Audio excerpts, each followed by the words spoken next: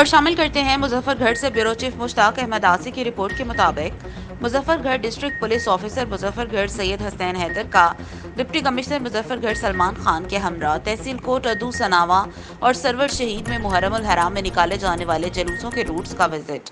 مظفر گڑھ D P او سید مظفر گڑھ حسنین حیدر کا ڈی سی مظفر گڑھ سلمان خان کے ہمراہ تحصیل کوٹ ادو سناوا اور سرور شہید میں محرم الحرام کے سلسلے میں نکالے جانے والے جلوسوں کے روٹس ہائی کا وزٹ کیا۔ وزٹ کے دوران متعلقہ ایس ڈی پی اوز اور ایس ایچ اوز، امن کمیٹی ممبران اور دیگر معززین علاقہ بھی ہمراہ تھے۔ دوران جلوس تمام روٹس ہائی کی سیکیورٹی مزید سخت کرنے اور شر پسندی سے بچنے کے لیے تمام لوگوں کو ہدایات جاری کی گئیں۔